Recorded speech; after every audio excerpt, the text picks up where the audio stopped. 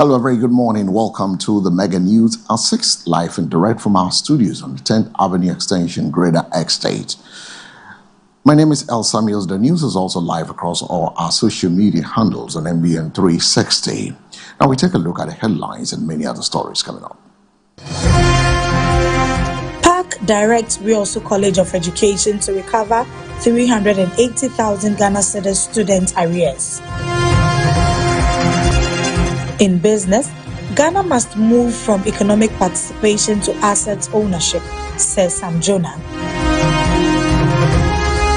And on the international front, Iran says reopening Strait of Hormuz impossible if US blockade continues.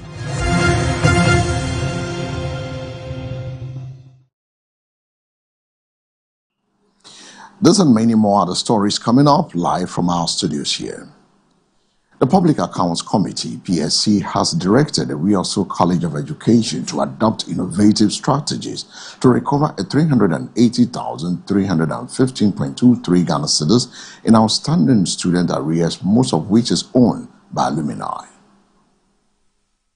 The directive follows findings in the Auditor General's report, which revealed that 1,016 students owe the college a total of 587,397 cedis 13 pesos in unpaid fees. The report further indicated that 510 graduates alone account for 488,085 Ghana cedis 85 pesos of the debt. Appearing before the committee during its sitting in Kumasi, management of the college disclosed that it has so far recovered 207,081 cedis 90 pesos, a figure that represents less than half of the total arrears. According to the institution, a significant portion of the debt stems from the untrained teachers' diploma in basic education program, under which some beneficiaries have completed their studies but failed to settle their fees or return for their certificates. The college indicated that it has been relying on certificate collection to encourage payment, though it admitted that the approach has not yielded the desired results. However, the committee expressed concern over the recovery strategy, insisting that the institution must take more proactive steps to retrieve the funds. I think that sitting down to wait for people to come for their certificates before you recover the money is not good enough. You have been instructed to recover the monies. You need to come up with innovative ways of recovery. These are teachers who are in the system and are being paid, so there are ways of tracking the monies. Member of the committee and Etrima Inwabieja South MP Shirley Che emphasized.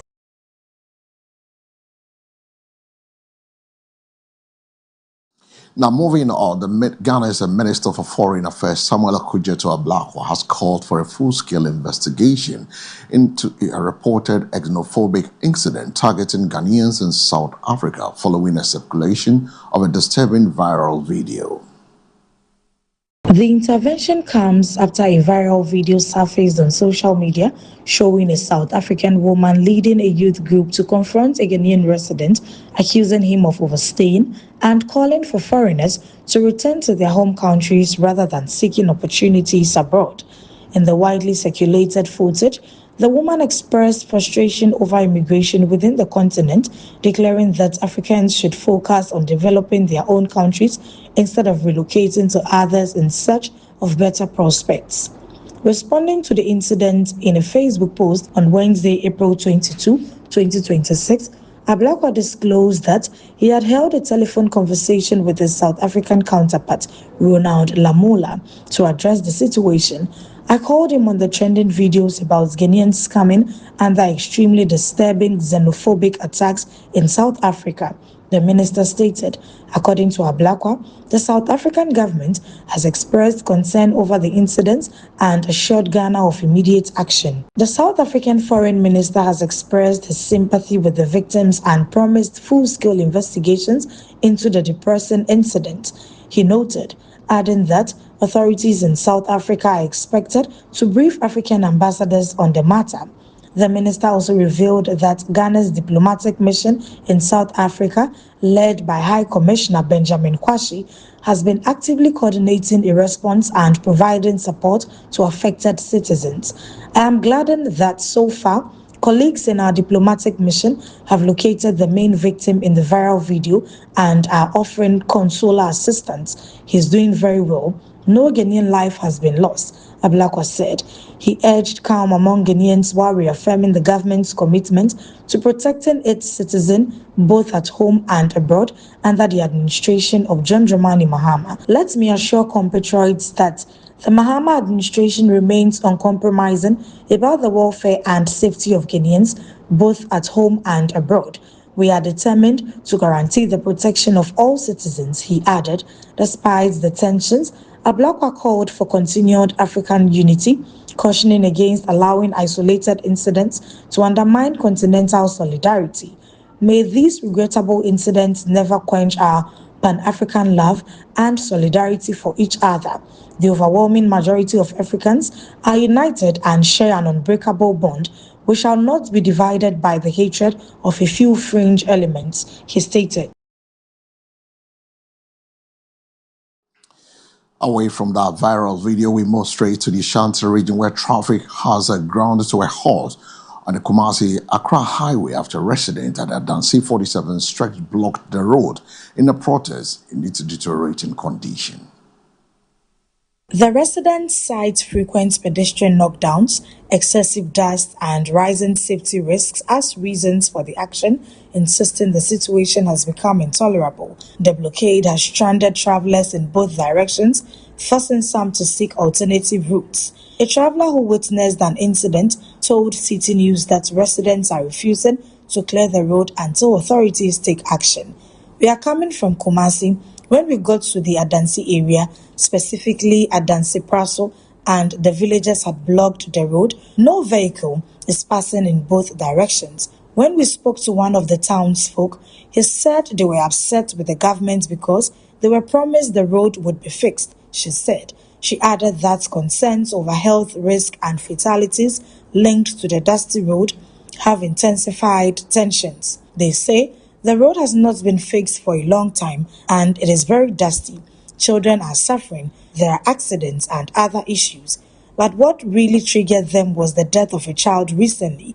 When the child was taken to the hospital, they said the lungs and systems were filled with dust, so they are not allowing any vehicle to pass, she added.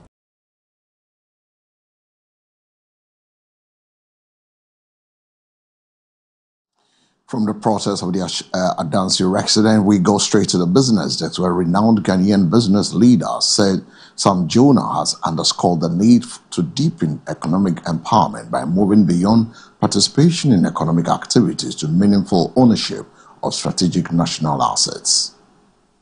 He noted that historically, a significant share of Ghana's resource wealth has been externally controlled, limiting the extent to which ordinary citizens benefit directly from the country's natural endowments. However, he pointed to signs of a gradual shift, citing transactions such as the acquisition of Azuma resources by indigenous firms, including engineers and planners, as evidence of growing local ownership.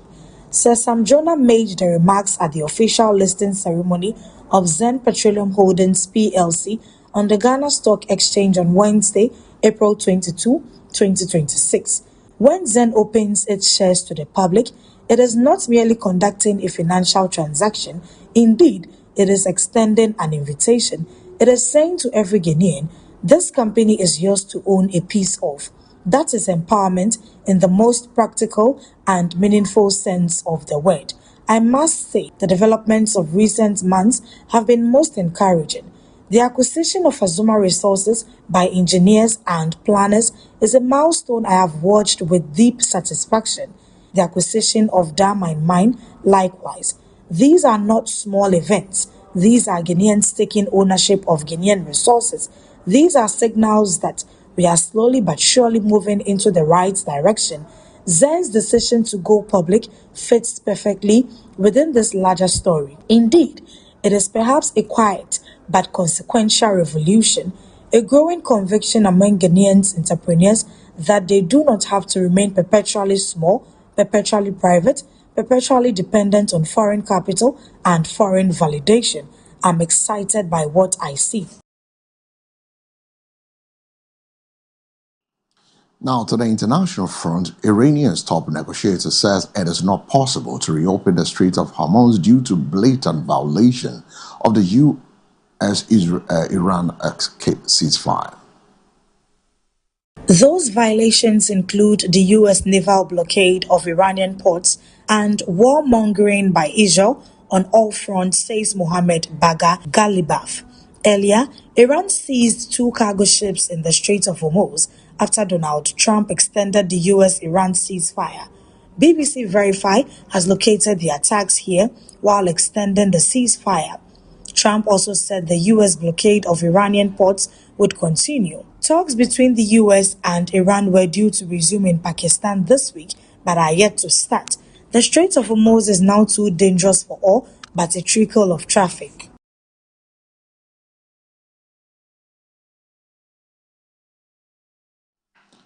From the Strait of Hormuz brings us to the end of this morning's news at 6 live and direct from our studios, where we take a second look at the stories making headlines before we take a leave of you. PAC directs Riosu College of Education to recover 380,000 Ghana cedis student arrears. In business, Ghana must move from economic participation to asset ownership, says Sam Jonah. And on the international front, Iran says reopening Strait of Hormuz impossible if U.S. blockade continues.